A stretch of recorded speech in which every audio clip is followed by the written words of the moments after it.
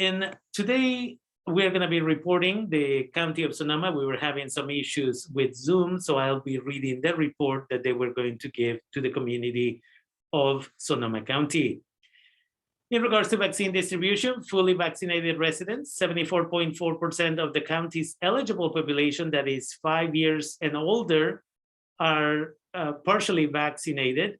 8.4%, more than 37,000 children, again, ages 5 to 11 in the county are eligible to receive the vaccine.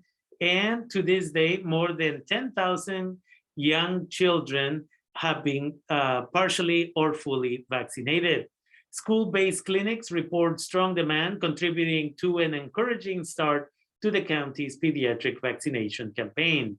Teens ages 16 and 17 are also eligible for a booster shot of the Pfizer vaccine. The county's top priority is getting more of our eligible children vaccinated and protected. We also stay focused on administering the first and second doses so that more people are fully vaccinated and protected, as well as encouraging all eligible individuals to receive a booster shot. More than 392,000 residents in Sonoma County have received at least one dose. That means 83.3% of our eligible population, ages 5 and older, are now fully or partially vaccinated. In regards to an update on cases in local schools, there have been 1,151 cases of COVID-19 in county schools since the school year started in August. Of these cases, 1,013 are students and 138 are staff members. The county is posting school cases and other related data online. This week is going to be the final week for the school clinics until the new year as they go into winter break. We will have 2 vaccination clinics today at Matron Elementary School in Santa Rosa from 3 p.m. to 5:30 p.m. So that should be coming to an end very soon. And at John Reed Elementary School in Cotari from 3:15 to 6:15. Then tomorrow, Friday, at the Kalikalmecca Language Academy in Windsor from 2 to 5 p.m. and at Lincoln's Elementary in Santa Rosa from 2:30 to 5:30. After that, we will return to on January 3rd with a clinic at El Verano School in Sonoma. For a complete list of schools that offer immunization clinics for students and their families, please visit the Sonoma County Office of Education's website, SCOE.org, that is SCOE.org.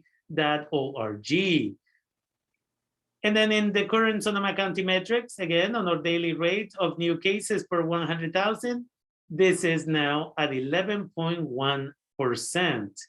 And again, people who are unvaccinated are at 22.5%. And we know that people who are not vaccinated are more likely to end up in the hospital. And it is essential, therefore, to protect ourselves. And that brings us to this section, to protect ourselves during the holidays. In Sonoma County, the 7-day average cause rate has increased 40%, and hospitalizations have increased 47% since Thanksgiving. It is vital to use non-preventive measures to avoid an increase in cases and hospitalizations. We know what works.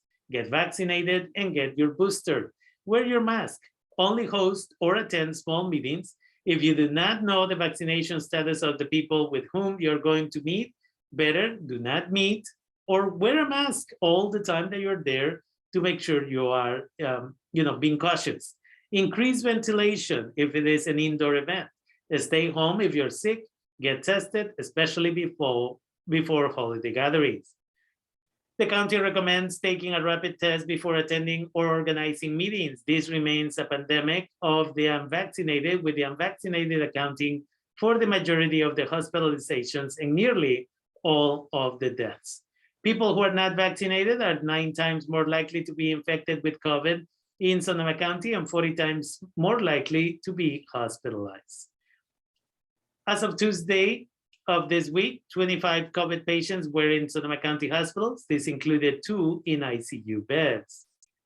And this is coming from the CDC and not the report from the county, but nearly 590,089 people over the age of 65 have died in the United States from COVID-19 since the start of the pandemic. That means 1 out of every 100 individuals 65 and older has died from COVID since the beginning of this pandemic. It is essential that we keep that in mind. We must protect the children who cannot get vaccinated yet, and we must protect the individuals, the elderly individuals. For people younger than 65, about 1 out of 1,400 individuals have died from COVID, according to the New York Times. According to the CDC, 178,912 individuals 65 to 74 have died from COVID. And between the ages of 75 and 84, 203,422 people have passed. And 85 and older, 207,755. And so it is important that we protect the elderly as much as we protect the children.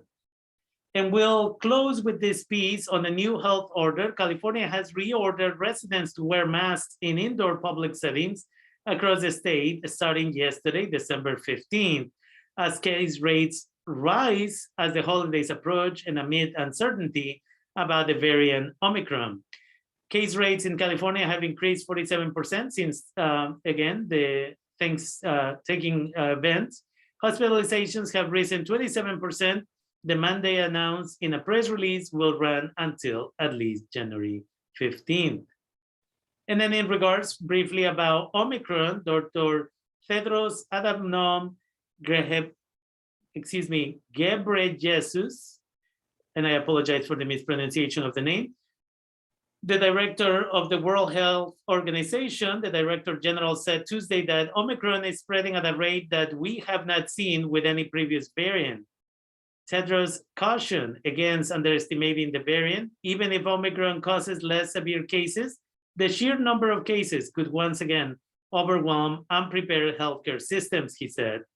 Cases have been reported in 35 states, and in a briefing on Tuesday with state and local health officials, CDC officials warned of two possible scenarios. The first was a wave of infections, both Omicron and Delta, arriving next month, just as influenza and other winter respiratory infections peak.